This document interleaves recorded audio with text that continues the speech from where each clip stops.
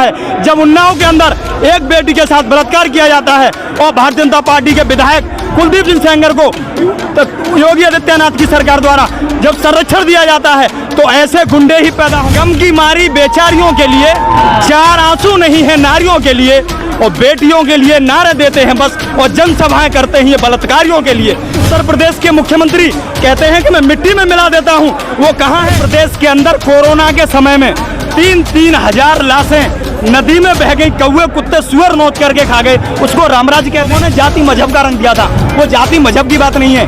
देश को बांटने की साजिश की जाती है, जाति के नाम पर, धर्म के नाम पर, नस्ल भेद के नाम।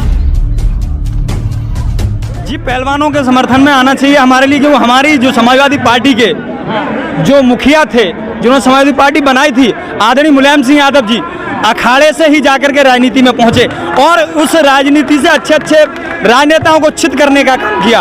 और आज इस महिलाओं के साथ इसमें समर्थन में मुझे इसलिए आना पड़ा है क्योंकि जो भारतीय जनता पार्टी, जो नरेंद्र मोदी लाल किले की प्राचीर पे खड़े होकर के ये कहते थे कि मैं बहनों को हक दिलाने आया हूं, गम की मारी बेचारियों के लिए चार आंसू नहीं है नारियों के लिए, और बेटियों के लिए नारे देते हैं बस, और जनसभाएं करते हैं ये बलात्कारियों के लिए। ये बताइए भारतीय जनता पार्टी से ज़्यादा अगर बलात्कारियों के समर्थन में कोई भी जनसभा वो करता हो, रैलियां करता हो, आप कठुआ देख लीजिए। आप जब एक बलात्कारी को प्रोडक्शन देंगे, उसको राजनीतिक प्रशिक्षण देंगे तो बलात्कारियों के हौसले बुलंद होंगे। कठुआ के अंदर जब 8 साल की बच्ची के साथ बलात्कार किया जाता है और भारतीय जनता पार्टी के झंडे के बैनर तले उन अपराधियों को संरक्षण दिया जाता है। जब उन्नाव के अंदर एक बेटी के साथ बलात्कार किया जाता है और भारतीय जनता पार्टी के विधायक कुलदीप सिंह सेंगर को योगी आदित्यनाथ की सरकार द्वारा जब संरक्षण दिया जाता है तो ऐसे गुंडे ही पैदा होंगे। आप क्या उम्मीद करते हैं? जो बेटियां हमारे देश के लिए मेडल जीत करके लाया करती हैं तो आप उनको साथ ले जा करके अपने घर में चाय पिलवाते हैं, और जब आपकी पार्टी का एक सांसद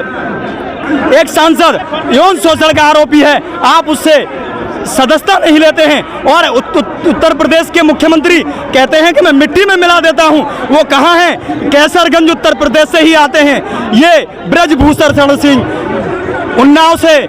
लेकिन आप समाजवादी से हैं और ब्रजभूषण सिंह कह रहे हैं मुझे असली अच्छी तरीके से जानते हैं मैं कैसा आदमी हूं। जब अपराधी फंसता है ना तो वो बस यही बातें बताता है। ये मैं जानता हूँ, बताने लगता है क्या अपराधी रिश्तेदार नहीं, वो किसी के ऊपर फेंक रहे हैं। ये आप अच्छी तरह जानते हैं कि उन्होंने ये कहा था, ब्रजभूषण सिंह ये कह रहे थे कि मैं अगर जुबान खोलूंगा तो भूचाल आ जाएगा, सुनामी आ जाएगी। तो मैं जानता हूँ इसलिए जुबान नहीं खोल रहे हैं क्योंकि इसमें सवाल सिर्फ ब्रजभूषण शरण सिंह का नहीं है, इसमें भारतीय जनता पार्टी के कई और नेता लिप्त हो सकते हैं। आपको पता होना चाहिए कि उन्नाव के अंदर स्वामी चिन्मयानंद पर जब आरोप लगे तो वहां जाकर के योगी आदित्यनाथ उनको माला पहनाने का काम करते हैं। तो जब आप अपराधियों के हौसले बढ़ाएंगे, उनको माला पहनाएंगे और बलात्कारियों के समर्थन में खड़े होंगे तो देश के अंदर ऐसा ही घिनौना। आप लाल टोपी वालों की दिक्कत यही है ना कि बड़ी बड़ी बातें करते हैं। यहाँ पर 8 दिन हो गए बंद के आपके राष्ट्रीय अध्यक्ष और ना ही आपके पार्टी के कोई बड़ा नेता बच्चों के समर्थन में नहीं आता है, और आप यहाँ खड़े होकर बड़ी बड़ी बातें करते हैं समाजवाद की। आदरणीय राष्ट्रीय अध्यक्ष अखिलेश यादव जी अभी निकाय चुनाव में हैं और निश्चित मैं आपको आश्वासन देता हूं हमारी पार्टी के राज्यसभा सांसद या राष्ट्रीय अध्यक्ष कुछ ही दिनों में पहलवानों के समर्थन में आएंगे। और मैं भी कासगंज से चलकर 190 किलोमीटर दूर से चलकर यहाँ पहलवानों के समर्थन में आया हूँ, और भी समाजवादी पार्टी के बहुत कार्यकर्ता आए हुए हैं। और आदरणीय राष्ट्रीय अध्यक्ष जी समय मिलते ही बहुत निश्चित ही इनके समर्थन में आएंगे। अच्छा, उत्तर प्रदेश का जो इनकाउंटर हुआ था एक छोटा सा सवाल उसमें भी बनता है, अतीक अहमद का जिस तरीके से मेडिकल के दौरान हत्या कर दी गई और उत्तर प्रदेश में कहा जाता है कि रामराज की शासन है, खुश है लाल टोपी वाले कि दिक्कत है? रामराज कैसे कह सकते हैं आप?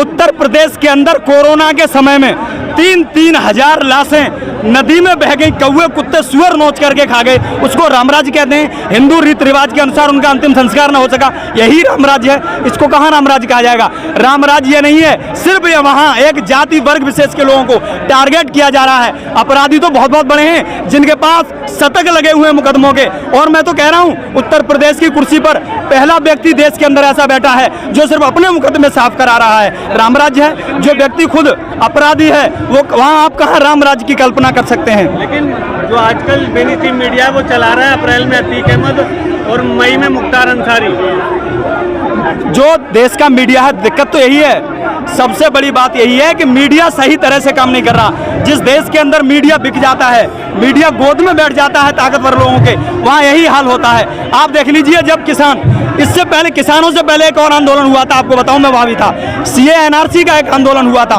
उसको कुछ लोगों ने जाति मजहब का रंग दिया था। वो जाति मजहब की बात नहीं है, देश को बांटने की साजिश की जाती है, जाति के नाम पर, धर्म के नाम पर, नस्ल भेद के नाम पर। आप बताइए, जब किसान आंदोलन हुआ तो जहां जय जवान और जय किसान का नारा देश के तत्कालीन प्रधानमंत्री लाल बहादुर शास्त्री ने दिया, उन्हीं जवान और किसान के बीचों में कांटों की साथ साथ लेयर की बैरिकेड लगा करके जवान और किसान को बांटने का काम किया गया।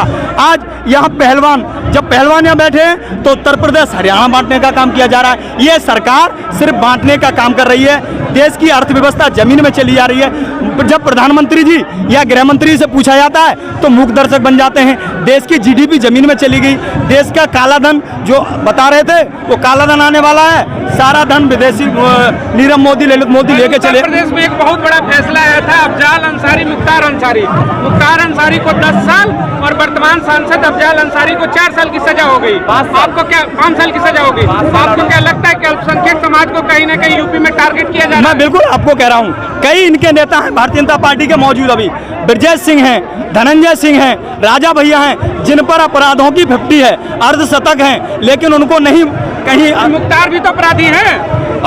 देखो, जो अपराधी है उसको न्यायिक प्रक्रिया के द्वारा गुजारा जाए। असद के आप अतीक अहमद के बेटे के एनकाउंटर करा देते हैं, आप क्यों नहीं? न्यायपालिका किस लिए बनी हुई है? ये इतना तामझाम क्यों बना हुआ है? देश में आप न्यायपालिका पर भरोसा ही नहीं करते, लोकतंत्र को खत्म करने पर तुली हुई है भारतीय जनता पार्टी, लेकिन इनके बस की बात नहीं है। इस तरह से लोकतंत्र खत्म नहीं होगा। इनसे पहले एक और ताकत आई थी यहाँ, ईस्ट इंडिया नाम जो कंपनी आई थी, उन्होंने देश में आकर के शासन किया, लेकिन जब हिंदुस्तान का नौजवान और किसान जगा तो उसको हिंदुस्तान से खदेड़ कर दम लिया। आप देख लीजिए, पहलवानों के समर्थन में यहाँ हर जाति, हर मजहब, धर्म के लोग यहाँ आए हुए हैं। यहाँ ये बात आपकी बिल्कुल ठीक है, सिर्फ उत्तर प्रदेश के अंदर वोट बैंक की राजनीति के लिए सिर्फ एक वर्ग विशेष के लोगों को प्रताड़ित करने का काम कर रही है भारतीय जनता पार्टी।